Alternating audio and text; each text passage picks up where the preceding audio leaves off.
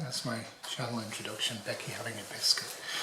Just a video to respond to the latest video from Mike Helton, where he asks about our reaction. He talks about his reaction to SHTF.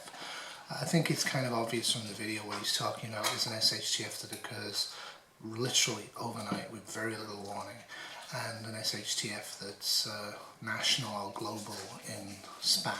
For example, say North Korea actually does do an EMP on North America, which is highly unlikely, but that sort of a thing, rather than a slow economic dwindling and a collapse that way.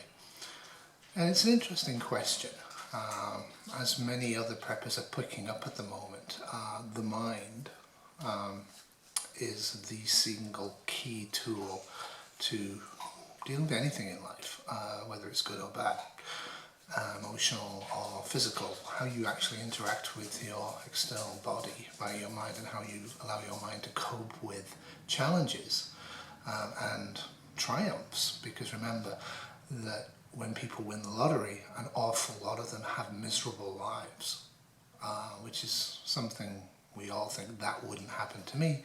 But the majority of people probably felt that before they won the lottery. They felt the lottery would be a great thing for them, and it turned out that they ended up being murdered, killed, jailed, drug addicted, losing family, and ending up living in trailer parks. And this is people who win substantial amounts of the lottery. You know, if you don't have good economic thoughts and methods now, you won't, even if you get loads of money. And it's the same with prepping. If you don't have habits of observation and thought and careful resource use now, you won't in SHTF, and that will end up being bad for you. Anyway, what Behr basically said, I heard a lot of things, did he, in his video. One of the things that's interesting, he said that he would feel relieved if an SHTF happened. And I'm just going to look at some notes, because I'm old and I'm going senile. My first reaction would not be relief. My first reaction would be work in a job where actually emergency preparedness and risk management is actually implicitly part of my job. Not on SHTF scale usually. But my first reaction is, okay, what do I need to do? And the way I answer that question is, what can I do right now with what I have right now to reduce the impact of this issue on my organisation? And I use the same thing with prepping. For example, if the water is suddenly turned off overnight and I have no stored water, happened to me 2 years ago, what do I do? Because I can't drive, I had to go for a walk. I went for a walk with the dog, and I spoke to the water board, and the guys dropped me up a case of water as I was deemed to be a hardship case. I didn't even have water in the kettle. This was 2 years ago. That was after I'd started prepping. I never really saw water as an issue. Suffice to say, flip forward 2 years, I have enough water for drinking for about a month in the house, even though I'm still able to go out and filter and process water very locally and very easily. But I have about a month of potable water stored now because of that. So if you don't imagine it, if you don't think about it before it happens, you may not be able to deal with it as effectively. Mike's right, scenario planning is actually a really good idea. Scenario planning about what to do in SHTF based upon things going wrong, worst case outcomes, is actually what helps. So basically, I would gather information. I would gather information via radio. I will talk about some specifics in a bit. The rolling news industry we have, I think, is a trap. I think it's a trap now. I think it's a trap in SHTF. A lot of people on the comment section are turning on TV. Why are you turning on TV? TV is static for most people. I guess you could have it on your phone and walk around like this whilst you're getting ready to deal with what's happened. Personally, I don't really care why or what. What I'm interested in is the effect. So if I have no power to the house, or if there is a substantial chance of bombs falling on a city that I live near, I need to get ready and I need to be prepared for them. I don't really care so much why. I don't really care so much who. Beware of the rolling news strap is what I'm saying. Turn on a local national radio news channel, clip it to your belt, walk around, do all your stuff and listen to what's going on. Don't be going out of the house and talking to the neighbours, trying to find out what's happening. I don't care. Personally, I don't care. I don't care what's happening. I care what's the effects of whatever's happened is on me. Bear in mind, in Grid Down, there is going to be an awful lot of silence. You won't know what's going on a mile from your house. You really won't. People talk about ham radios and everything else. There'll be very few ham radios operating. Those people will have the ability to help us. If there is some sort of functional government, maybe at some point they'll put up a single sheet of paper on the town hall. But really we're going to go back in communication terms in most SHTF situations that are massive. We're going to go back to literally what you can see and hear from your door. And people aren't going to be walking and driving 50, 100, 1,000 miles spreading news. A few people later on may be training and then walking around, but the news you're going to get is going to be old and it's going to be filtered. Filtered by one person and their donkey as they bring supplies, salt in from the East Coast. Don't expect normal communications to be functional in SHTF, and that means news, and that means knowing what's going on.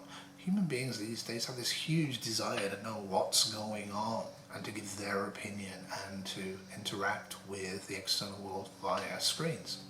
It's not a good idea. You've got too much to do. Okay, so basically what am I going to do?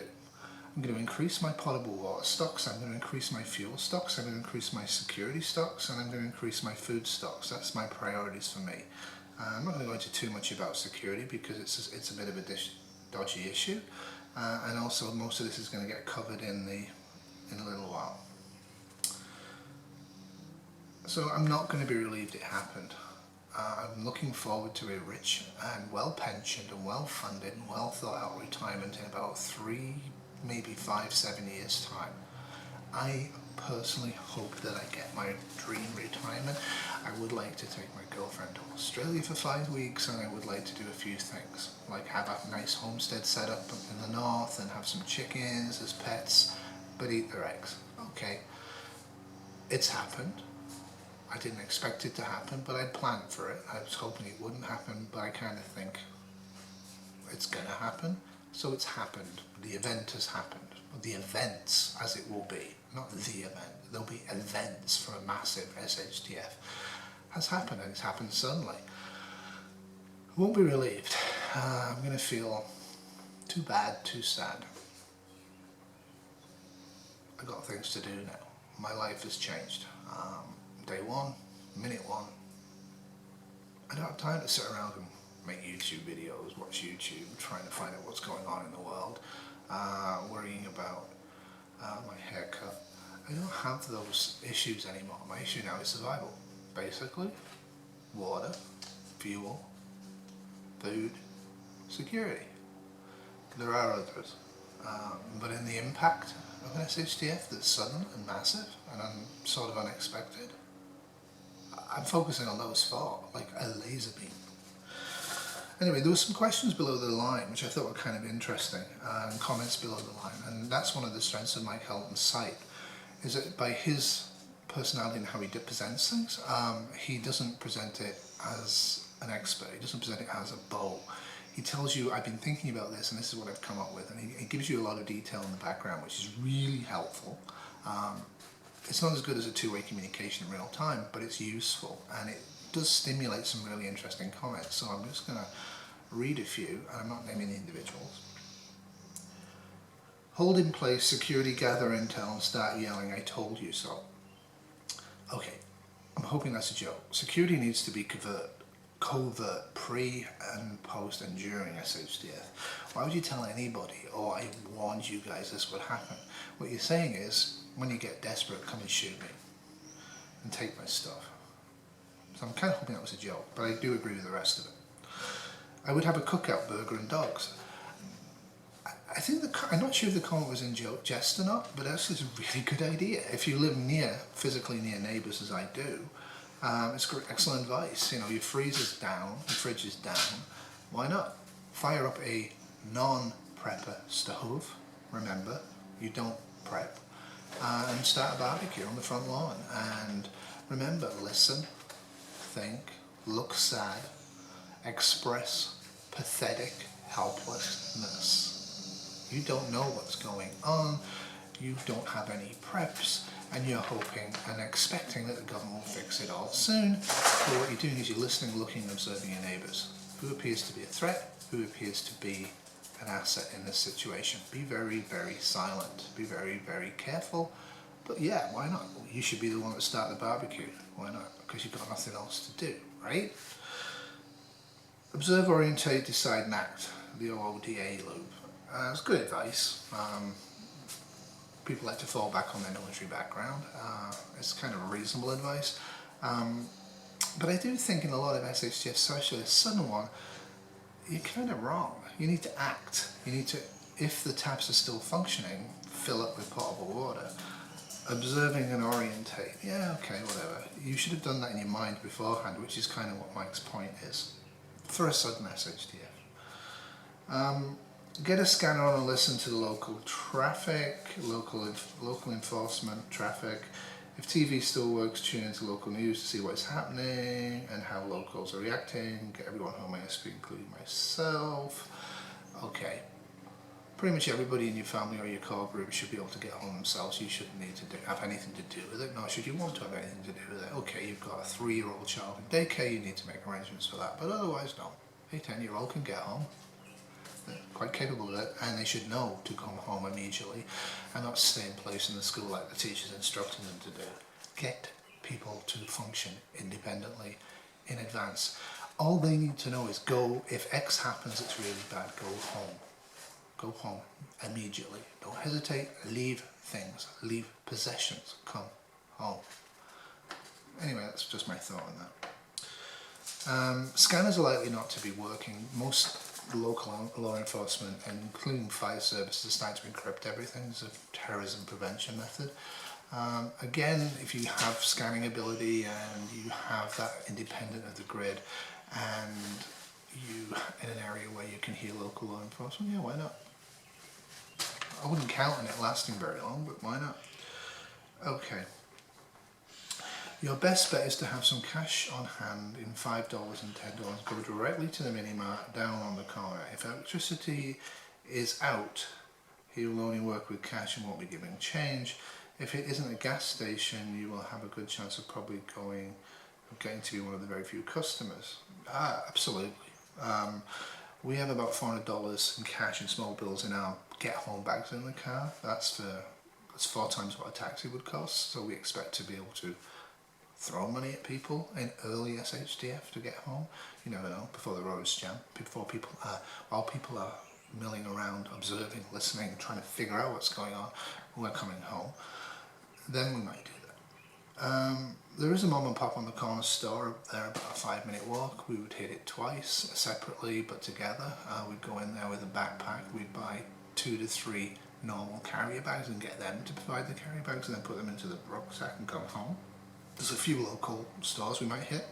It depends. If in doubt, I'm not.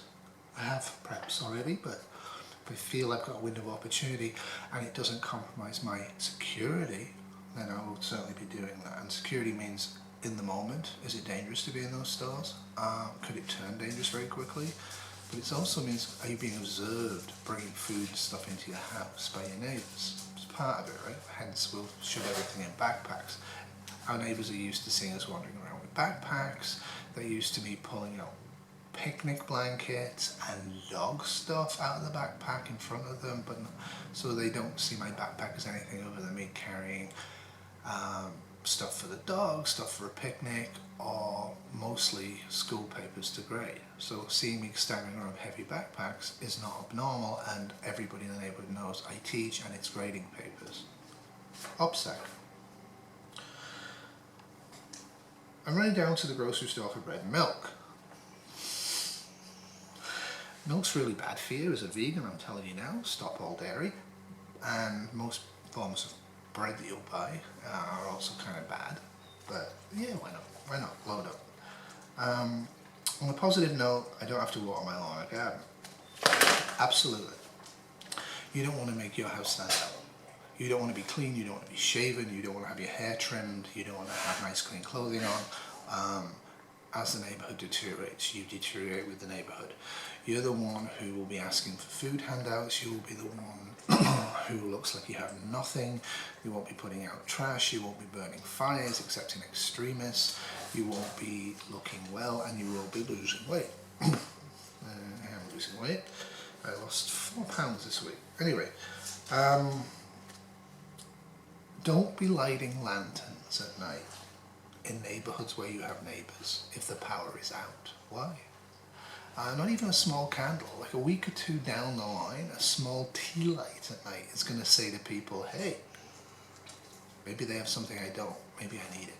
Maybe it's time for me to roll into their place when they're not looking, or smack him on the back of the head when I'm talking to him. Yeah, blackout windows, good idea. Not really sure it's a smart idea. You have an awful lot of work to do in SHTF. You do. Get up at dawn, just before dawn, go to bed at night, have somebody on security. Do you need flashlights to go to the washroom at night? Do you need flashlights to read a book at night? Get over yourself. The grid is down. Until a lot of people are dead, you have no power or way of lighting your house. Now, if you have a security incursion, full on lights, and you should have prepared for that. This is an interesting one. What to do in the first 3 hours depends on whether the public has received instructions from the local government to get out of town. If they did, it will be like when Hurricane Katrina hit. There will be miles of cars stranded on the highway which have run out of gas. One has to execute their plan ahead of the masses, whatever the plan may be. If one waits last minute, it's too late. Yeah, sure. If your plan is to bug out to position X, bug out to position X immediately, and also have position X pre-supplied with stuff buried in the ground, not at position X, but near it. Right? Because it could be compromised, could be burned down, could be taken over by somebody else. And to have a sensible plan to get there by various means, walking, cycling, swimming, etc. And yeah, get ahead of the masses. One of the things I thought was interesting, I'm getting old, is you could argue that in certain SHTFs doing the exact opposite of what the government is telling the population to do isn't a smart move. For example, if Sino-Russian-American relations deteriorate, and they're deteriorating and having meetings at the UN and blah blah blah, and it looks kind of bad, and there's actually maybe shots being fired on the ground in Ukraine or in North Korea between the combatants, or if ships are being sunk at sea, that might be the time to go to Camp X. Even if your initial planning, like mine is home bug in, you might, if you live in certain areas, at that point go, I'm bugging out. And the government's going to tell you to stay in place. Don't bug out. If you think a nuclear bomb is going to be anywhere near your home, get the heck out before it drops. If driving home, everyone's car stopped on the freeway, I would restart my car, and if it's no go, I need to continue on my way walking. Yeah, totally. Also, have your normal routes planned out in your own head as you're driving along board in high traffic. You know, if I actually had to abandon the car right now, how would I get home? Remember that using highway access ramps to exit the highways and enter the highways on foot is not a smart move. You might wish to use the ramps, the earth ramps, or the ditches or the fields around the highway. And yeah, do it straight away. Grab the stuff that you have in the car that you can easily carry and get the hell out of there. One of the interesting things with this is it really depends what you've been doing. If you're really prepped for this, do you know if there's a big flash to pull the car to the side of the road if you can, and throw a big thick dog blanket over your head and keep your mouth open after the flash is gone and your eyes closed? and your head down and your skin covered, because it could be a nuclear flash, and if it isn't, you just look like an idiot, and then you can drive away a couple of minutes later. Do you have 1 to 2 weeks food and water in your car? Can you easily carry that supply? Remember to be rationed. Can you be able to quickly, in 5 minutes, hop over the side of the road and break into a big enough building to get in the basement, because you might have to stay there for a week or two if it was a nuclear bomb? Or is your entire plan, I'm going to walk home, and home's 10 miles, 20 miles, and a bomb's gone off and you're downwind of it?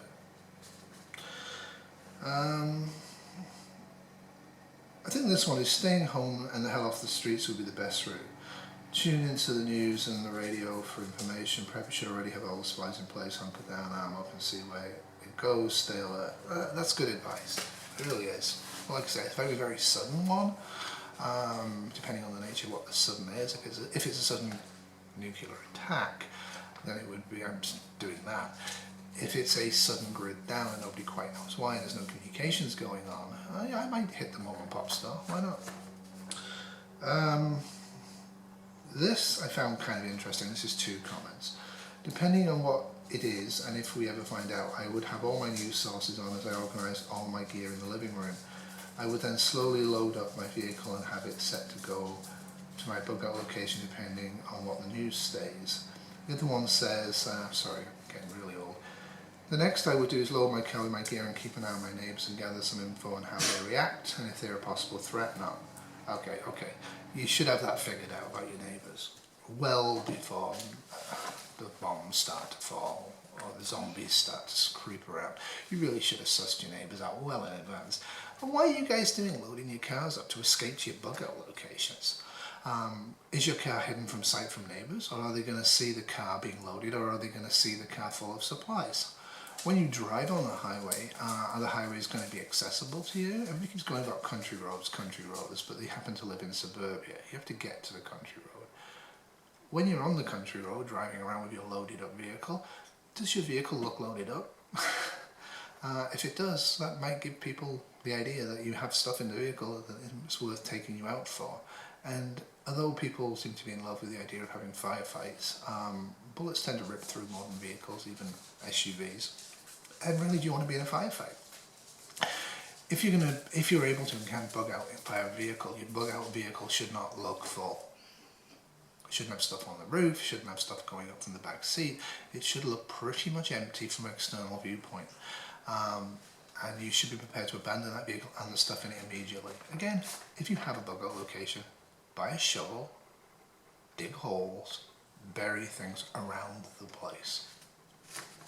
It's loading up car things, crazy. I guess it gives you something to do for an hour or half an hour or 20 minutes. And really, I don't understand that. If you need to bug out, you need to leave in 10 seconds.